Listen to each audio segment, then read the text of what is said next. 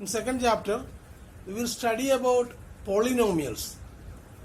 We have already studied about polynomials in class 9. So if you अगर आप लोगों को याद नहीं है तो क्लास 9 का जो यूट्यूब चैनल जो है क्लास 9 में ये पोलिनोमियल चैप्टर जो पढ़ा रहे हैं उसका वीडियो आप लोग को रेफर कर सकता है। क्लास 9 में आप लोग जो पढ़े उसको याद नहीं है तो कोई क्लास 9 का जो क्लास है पोलिनोमियल वाला क्लास को रेफर करके आपको पोलिनोमियल के बारे में आइडिया होना चाहिए। पोलिनोमियल इस साल में हम लोग को पढ़ना है geometric meaning of zero of A polynomial. Geometric meaning of zero of A polynomial means एक पोलिनोमियल का ज्योमेट्री में से कुछ कंस्ट्रक्शन होगा, यानी हर एक पोलिनोमियल को ग्राफिकली रिप्रेजेंट कर सकता है। लीनियर पोलिनोमियल मतलब डिग्री 1 होता है, उसका ग्राफ बनेगा तो क्या होगा, it will be a straight line. वो स्ट्रेट लाइन एक्स एक्सिस पर कहाँ इंटरसेक्ट करेगा वो होगा उसका 0। जैसे 3x + 5 = 0 एक पोलिनोमियल है, लीनियर पोलिनोमियल, इसका 0 क्या होगा, 3x + 5 is a linear polynomial और इसका 0 होगा। इसी को 0 हम लोग पुट करें तो उसका 0 फाइंड आउट कर सकता है। तो x = -5/3। तो इसका ये पोलिनोमियल का ग्राफ हम लोग जब बनाएंगे, क्लास 9 में तुम लोग पढ़े कैसे ग्राफ भी बनाना है लीनियर पोलिनोमियल का, तो -5/3 में उसका ग्राफ x एक्सिस में इंटरसेक्ट करेगा।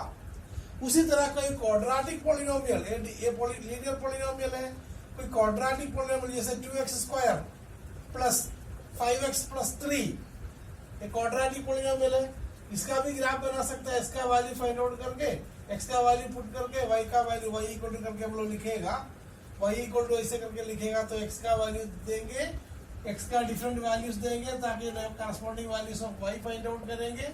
And when you draw the graph of this polynomial you will be getting a parabola। Graph जब बनेगा x axis y axis like this, if you draw the graph, ये quadratic polynomial होगा तो उसका graph क्या होगा, एक parabola होगा, इस तरह का शेप होगा। linear polynomial होगा तो definitely it will be a straight line, तो ग्राफ क्या होगा, straight line होगा। तो x axis पे कोई एक पॉइंट पे इंटरसेक्ट कर रहा है इसका ग्राफ। जो भी लीनियर पोलिनोमियल होगा उसका ग्राफ क्या होगा, एक्स एक्सिस में एक पॉइंट पर इंटरसेक्ट कर रहा है, इसलिए एक ही 0 है। लेकिन क्वाड्रेटिक पोलिनोमियल होगा तो 2 पॉइंट में इंटरसेक्ट करेगा मैक्सिमम, यानी ग्राफ ऐसे होगा। इस ग्राफ का शेप को बोलते हैं पैराबोला बोलते हैं।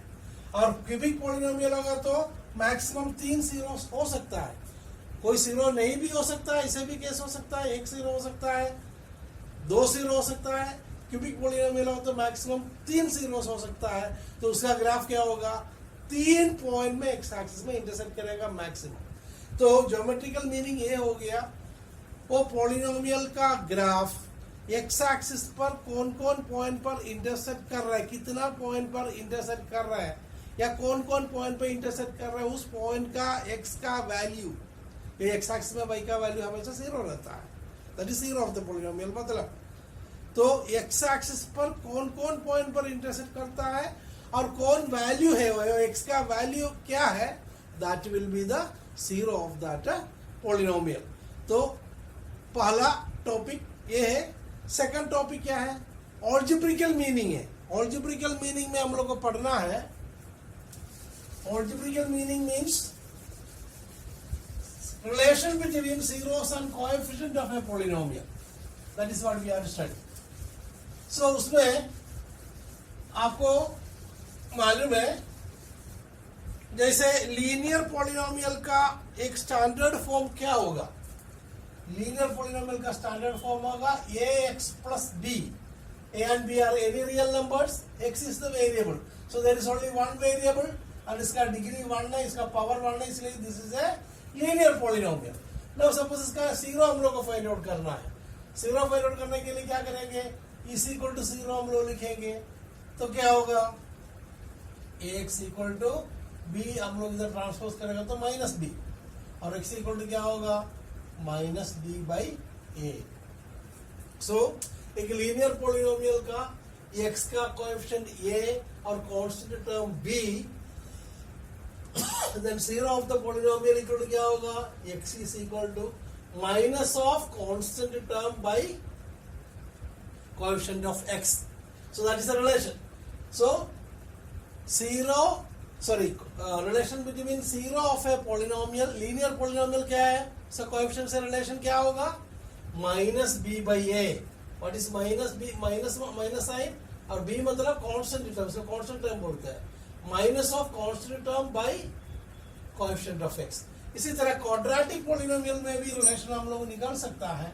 quadratic polynomial का स्टैंडर्ड फॉर्म होगा ax square plus bx plus c.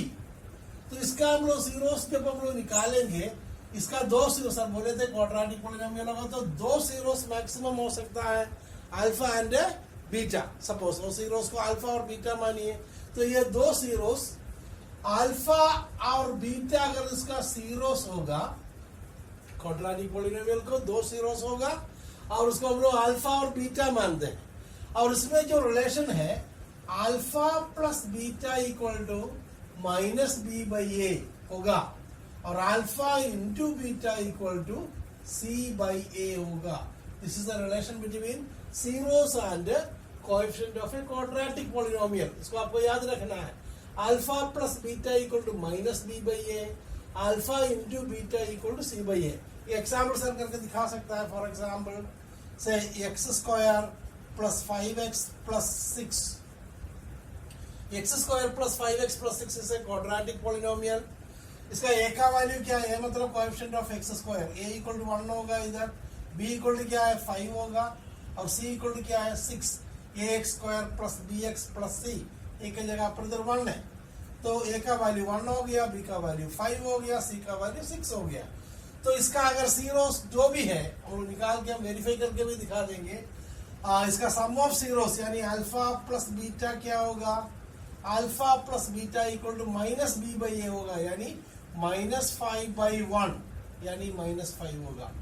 Some of zeros होगा -5 by 1 minus of B coefficient of x by a का coefficient of x square, so -5 by 1, और अल्फा इंटू बीटा क्या होगा c by a, that is 6 by 1, that is 6 by 1 यानी 6 होगा.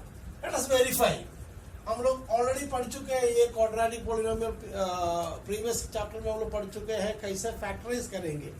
जैसे हम लोग स्प्लिटिंग द मिडिल टर्म से इसको फैक्टराइज कर सकता है. X square plus 5x plus 6 को हम लोग फैक्टराइज करेगा तो क्या होगा, x square splitting the middle term में इसको 3x प्लस 2x में हम लोग तोड़ेंगे, प्लस 6 का दो factor 3 and 2, 3 plus 2 equal to 5. Splitting the middle term से फैक्टराइज करना आप लोगों को मालूम है. तो फिर स्प्लिटिंग द मिडिल टर्म से फैक्टराइज किया, इसके बाद क्या करेंगे, x कॉमन, ये दोनों टर्म में x कॉमन है तो x into x plus 3 plus दोनों में 2 कॉमन, 2 इंटू x प्लस 3. अब इसमें और इसमें x प्लस 3 कॉमन, सो x plus 3 into x plus 2. Therefore zeros क्या होगा, x प्लस 3 इक्वल टू 0, यानी अगर x का वैल्यू अगर -3 होगा, सो अल्फा इक्वल टू -3 होगा तो एक 0 मिलेगा, और बीटा इक्वल टू -2 होगा. अभी देखिए वेरीफाई कीजिए. Alpha plus beta equal to क्या होगा, alpha plus beta equal to -3 plus -2, right, equal to क्या है -5. देखो alpha plus beta equal to -5, या हमको लिख सकता है -5 by 1 इक्वल टू क्या होगा, -b by a. Okay, then alpha into beta equal to what, alpha into beta equal to -3 into -2 is equal to what, 6. Negative positive, इसको क्या कर सकता है 6 by 1 लिख सकता है. 6 by 1 मतलब what, c by a. In this way you can verify also. I think you have understood this chapter. So this type of question, relation between coefficients and zeros of a polynomial का questions आप किताब से, NCERT books और बाकी book से practice कीजिएगा. कोई doubt you can refer the book and you can watch the coming videos. Okay.